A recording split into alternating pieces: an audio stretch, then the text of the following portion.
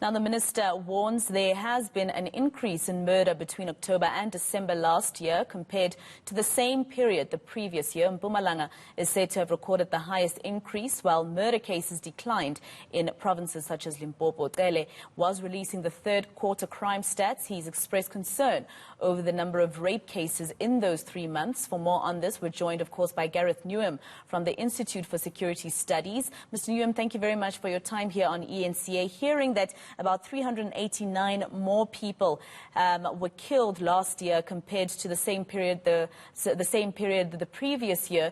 Is it something that is concerning, looking at how we've performed during lockdown? Yes, it is concerning that the murder rate and the numbers of murders continue to increase, and it's part of a longer-term trend as well.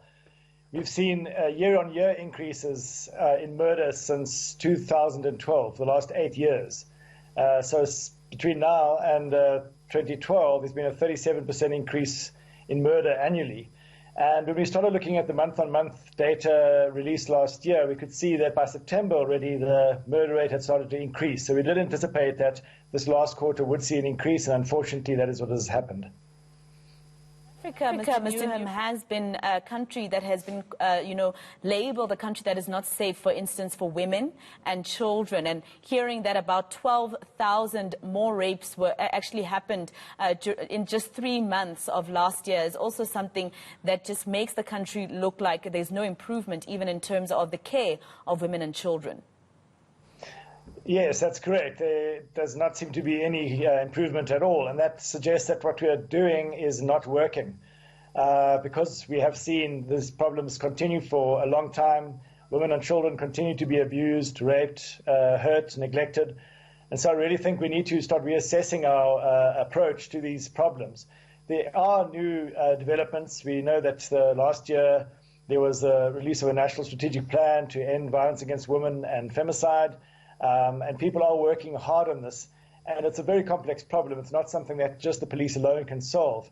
But I do think we need to redouble our efforts and look at very targeted interventions in specific areas where we see that these crimes are of a particular problem, if you want to start really understanding what works to reduce this kind of violence. Of course, when you look at the crime stats in South Africa, I think South Africans do expect to see increases, especially with contact crimes and things such as violence against women and children. But looking at the fight between, for instance, AfriForum, or the argument between AfriForum and the SAPS when it comes to crimes that happen on the farms, what is IS's reaction to that? The fact that AfriForum is saying that there are more, the police are actually releasing, statistics that don't show the real picture of what happens on the farms. Well, we'd need to look into that in a lot more detail, so I can't really comment on what the specific allegation is, because I don't know exactly where it's coming from. But certainly, if you look at the trends, that there's been an increase in murders and there's been an increase in home robberies, people being attacked in their homes nationally and in most provinces, then it does correlate with increase in murders, say, on farms, and also high levels of attacks on farms, because the perpetrators who attack people on their farms are the same people. Often you're attacking people in cities and towns. They're attacking people to try and steal from them in their homes and their workplaces. And so when you see these national increases in murder and robberies, it'll affect virtually everybody. Not equally, because obviously some people are able to protect themselves in better places. In some areas we see decreases, but generally it'll be an increased risk for all sectors of society.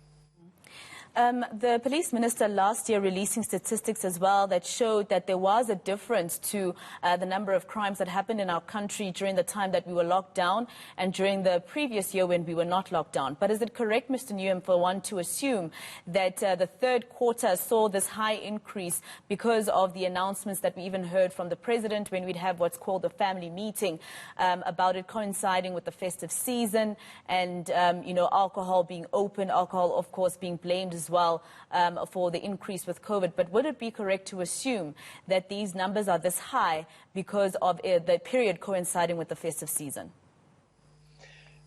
We do see big increases in violent crime over the festive season, but this is higher than what was expected if you compare this period to last year. So it's not just that it's a period of time, the festive season, where violence increases, but it's at a much higher rate, or notably higher rate, than was the situation in this festive season last year. And that is even though we had a ban on alcohol for at least half of December. So one would have expected that the ban of alcohol would have had the same impact which it had early in the year, by actually dampening or reducing violence. But I suppose those last 2 weeks didn't do enough, which shows that the increase or the factors driving violence have not changed, and that this long-term trend continues. And that should be of great concern to the Minister and to all of us, in fact. All right, thank you very much. We'll leave it there. Thank you for your time. That is, of course, Gareth Newham from the Institute for Security Studies.